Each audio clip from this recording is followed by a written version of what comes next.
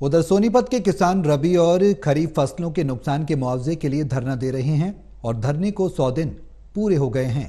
किसानों ने कहा कि किसानों का एक दल ने सीएम नायब सैनी से मुलाकात की, लेकिन उन्होंने भी उनकी समस्या का समाधान करने का आश्वासन दिया है, लेकिन ये नहीं कहा कि कब तक इसके लिए किसानों ने कब तक उनकी समस्या का समाधान होगा। और किसानों ने कहा है कि जब तक समस्या का समाधान नहीं होता तब तक धरना जारी रहेगा।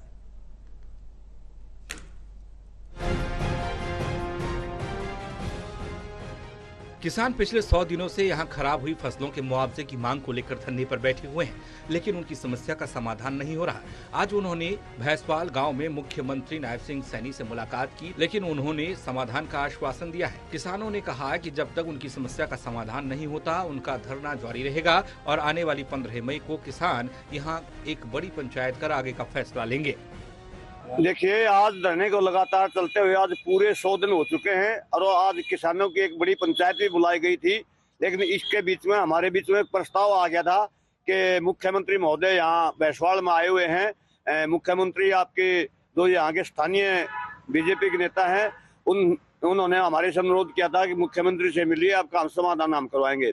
लेकिन मुख्यमंत्री से हमारी मुलाकात तो हुई और मुख्यमंत्री के नोटिस में पहले भी ये बात थी हमारे धरने की। सब कुछ जानकारी होते हुए और किसान सही होते हुए आज हमने मुख्यमंत्री से बात की थी, लेकिन मुख्यमंत्री ने हमारा ये तो आश्वासन दिया कि आपका काम करवाएंगे। ये कोई डेडलाइन नहीं दी है, 2 दिन में करवाएंगे, 10 दिन में करवाएंगे, ये डेडलाइन नहीं दी है। गौर करने वाली बात यह है कि किसानों की रबी की फसल बेमौसमी बारिश की वजह से गेहूं और सरसों की फसल खराब हो गई। किसानों ने मेरी फसल मेरा ब्यौरा पर फसल का पंजीकरण करवाने के साथ फसल बीमा कंपनी से फसल बीमा भी करवाया हुआ था।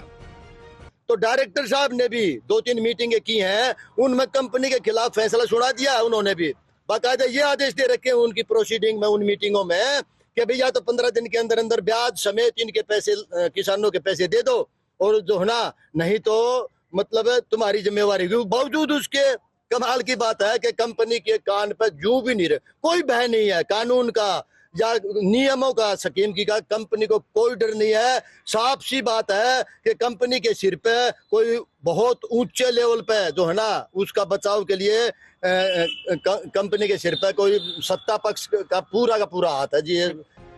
जब किसानों की बेमौसमी बारिश से फसल खराब हुई तो बहुत से किसानों को फसल बीमा कंपनी ने गड़बड़ी कर मुआवजा नहीं दिया। भारतीय किसान यूनियन चरौनी ग्रुप द्वारा फसल बीमा कंपनी रिलायंस के खिलाफ इसी मुआवजे की मांग को लेकर मोर्चा खोल दिया गया। ये किसान संगठन सरकार और फसल बीमा कंपनी पर मिली भगत कर मुआवजे को हड़पने का आरोप लगा रहे हैं। Sunil Jindal, total news, Gohana.